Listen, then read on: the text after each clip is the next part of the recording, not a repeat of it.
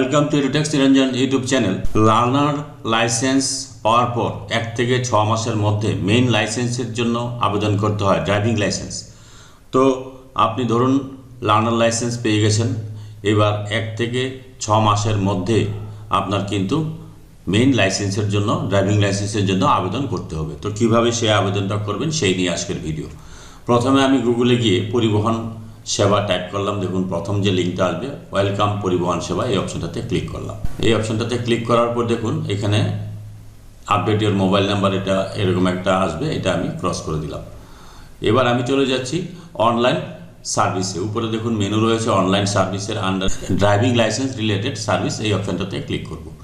এই অপশনটাতে ক্লিক করার পর আপডেট ইওর মোবাইল নাম্বার, এটা আবার আসবে, এটা আমি ক্রস করে দিলাম।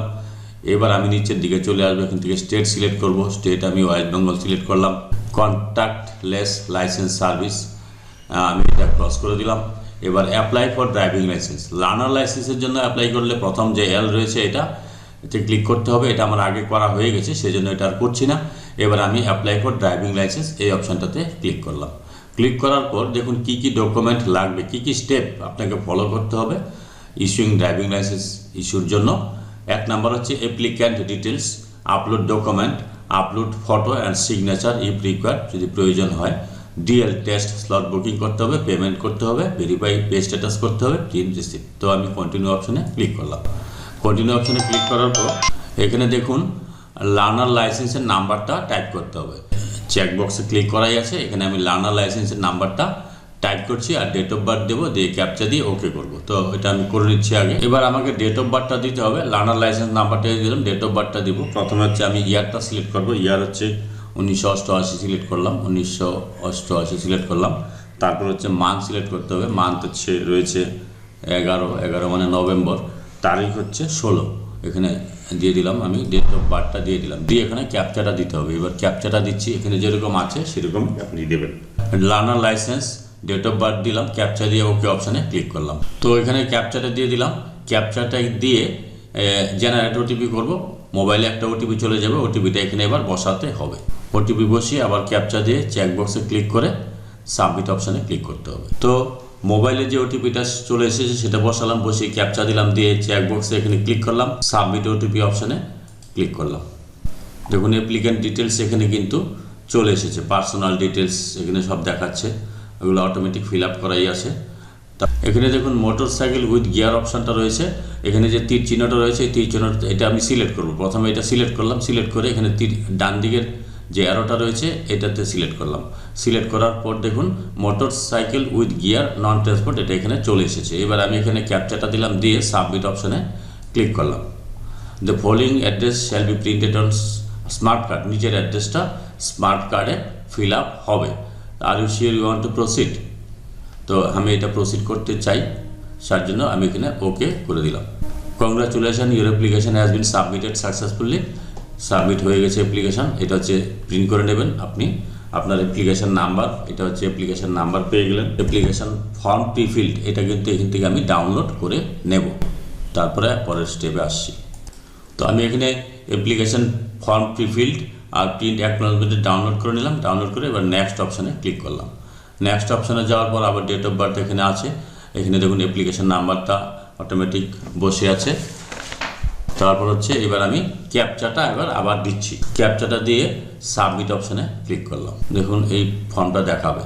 এবার এখানে আপলোড ডকুমেন্ট, এখানে ডকুমেন্ট আপলোড করতে হবে। অ্যাপ্লিকেশন ফর্ম ফিল আপ হয়ে গেছে, আর হচ্ছে ফি পেমেন্ট করতে হবে আর ডিএল স্লট বুক করতে হবে। তো এবার আপলোড ডকুমেন্টে আমি প্রসিড অপশানে ক্লিক করলাম। প্রসিড অপশানে ক্লিক করার পর ইস্যু অফ ড্রাইভিং লাইসেন্স এখানে ওকে করে দিলাম। এখানে দেখুন সিলেক্ট ডকুমেন্ট, এখানে অ্যাড্রেস প্রুফ আর লার্নার লাইসেন্সটা দিতে হবে। তো আমি লার্নার লাইসেন্সটা আগে আপলোড করছি। প্রুফ হচ্ছে number learner licence, document number আমি এখানে 1 দিলাম। তো এখানে লার্নার লাইসেন্স ডকুমেন্ট নাম্বার 1 দিলাম। Issued by licensing authority LA Alipurduar, date of issue দিয়ে দিলাম, কন্ট্যাক্ট নাম্বার দিয়ে দিলাম, চুজ ফাইল। এখানে লার্নার লাইসেন্সটা আপলোড করতে হবে। দেখুন বলা রয়েছে PDF অথবা JPG, সাইজ 500 কেবির বেশি হলে হবে না।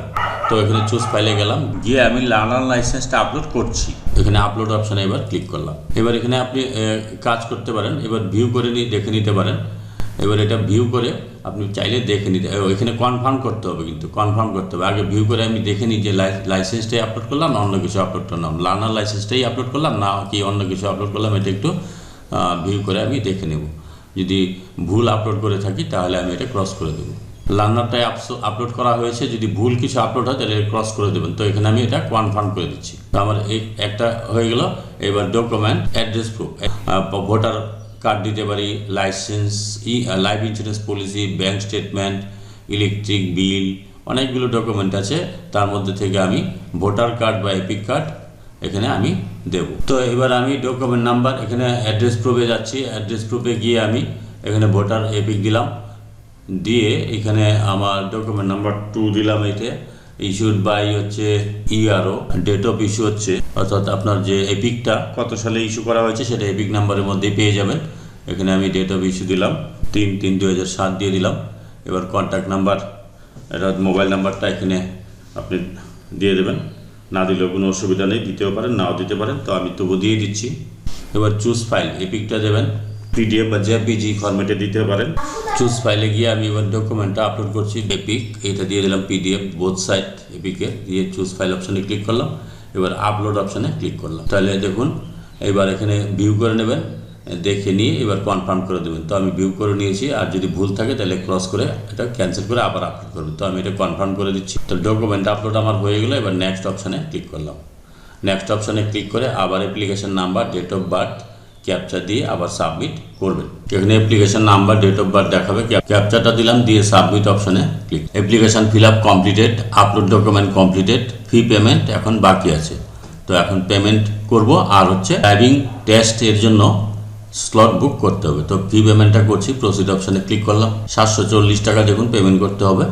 এখানে গেটওয়ে সিলেক্ট করলাম, গিফটস ওয়েস্ট বেঙ্গল। এখানে ক্যাপচাটা দিতে হবে, আবার মোবাইল নাম্বার অটোমেটিক নিয়ে নিয়েছে, এখানে ক্যাপচাটা আমি দিয়ে দিলাম, দিয়ে এবার প্রসিড অপশানে এখানে 740 টাকা পেমেন্ট করতে হবে। আই এগ্রি অপশানে চেকবক্সে ক্লিক করে পে নাও। 3টি স্টেপ রয়েছে, review confirmation, payment mode and bank selection, transaction verified and check, এই অপশানটা চেকবক্সে ক্লিক করব, করে নেক্সট অপশানে পেমেন্ট মোড এখান থেকে দিচ্ছি আমি SBI ইপে, payment through payment gateway bank. এবার নেক্সট অপশানে ক্লিক করলাম, এটা আমি ওকে করে দিচ্ছি। পে নাও অপশান, এবার পেমেন্ট করব।